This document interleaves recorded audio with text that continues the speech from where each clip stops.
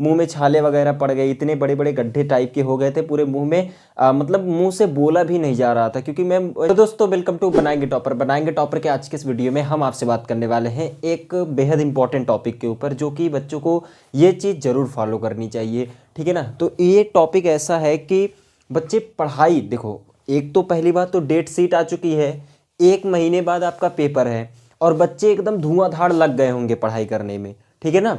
सारी चीज़ें आपके साथ चल रही होगी कि ये कितना जल्दी हो सके उतना जल्दी मैं इतना पढ़ लूँ कि पेपर में जा कर के एकदम धुआं धुआं करना है। भाई वो तो करना ही करना है, लेकिन साथ ही साथ अपनी सेहत का भी ख्याल रखना है। समझ में आई बात ना, कि देखो पढ़ाई तो आप करते जाओ, जितना मन के उतना करो, लेकिन सेहत का भी ध्यान रखना। अच्छा होता क्या है ना कि बच्चे मैच वगैरह खेलते हैं ना, मैच वगैरह, तो इस समय आपको अपने आप को प्रोटेक्ट करके रखना है। अगर आप अपने आप को प्रोटेक्ट करके नहीं रखोगे, अगर मान लो ऐसे ही खेलते खेलते कहीं हाथ पर कहीं मोच आ गई, और मोच आ गई और इतनी अच्छी खासी मोच आ गई, तो आप पेपर दे पाओगे? नहीं दे पाओगे ना।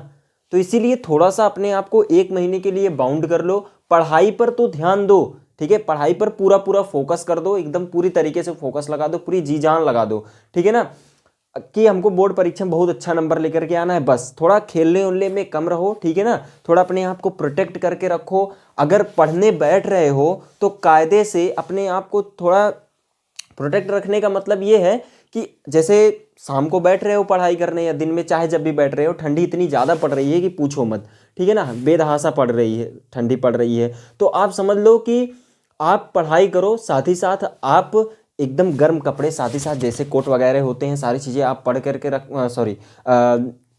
क्या बोल गया, सारी चीज़ें आप जो है पहन करके रखो, ठीक है ना। सारी चीज़ें जितनी भी चीज़ें होती हैं, सारी चीज़ें जो भी सॉक्स वगैरह हो, सारी चीज़ें आप पहन करके रखो, ठीक है ना।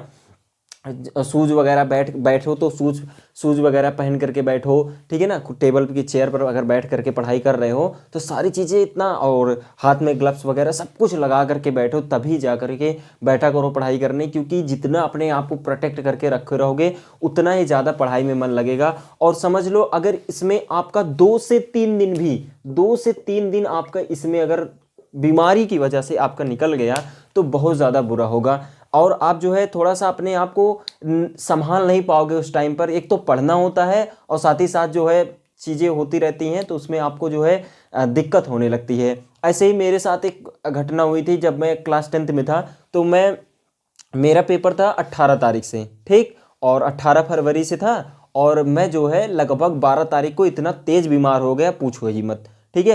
मुंह में छाले वगैरह पड़ गए, इतने बड़े बड़े गड्ढे टाइप के हो गए थे पूरे मुंह में, मतलब मुंह से बोला भी नहीं जा रहा था, क्योंकि मैं वैसे बोल करके ही पढ़ाई करता हूँ, समझता हूँ चीज़ों को, रफ वगैरह में लिख लिख करके समझता था, और अब भी वैसे ही करता हूँ। लेकिन चीज़ें थी क्या उस टाइम पर कि मैं समझ में ही नहीं आ रहा था मैं क्या करूँ।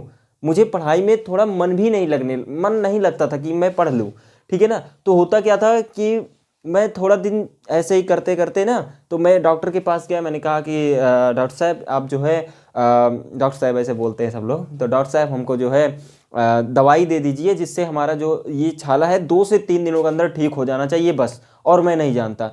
और उन्होंने ऐसे दवाई भी दे दी जिससे मेरा वो ठीक भी हो गया 3 दिन के अंदर, लेकिन उसका प्रेशर जो था ना बहुत ज़्यादा इफेक्ट कर रहा था मुझे। और रीज़न क्या था, मैं थोड़ा पानी वगैरह में कमी कर दिया था, सेहत का उतना ज़्यादा ध्यान नहीं रखने लगा था, थोड़ा सा उसमें पानी वगैरह में कमी कर दिया, थोड़ा सा गर्मी वगैरह हाथ में हो गई तो चीज़ें होने लगी। तो इसीलिए अपना सेहत का भी ध्यान रखना, प्रोटेक्ट करके अपने आप को भी रखना, और पढ़ाई को जोरों शोरों से एकदम तैयारी करना शुरू कर दो, जिससे ये ना हो कि बोर्ड परीक्षा में हमने कोई कमी छोड़ी है, कमी छोड़ करके फिर यहाँ पर आए हैं। बिल्कुल भी कमी आपको नहीं छोड़नी है, ठीक है। तो यही छोटी सी इन्फॉर्मेशन आपको देनी थी कि आप अपने आप को भी प्रोटेक्ट करके चलिए। चलिए आज के लिए इतना ही। मुझे आशा है कि आप अपने आप को और साथ साथ अपने पढ़ाई को बैलेंस करके चलोगे।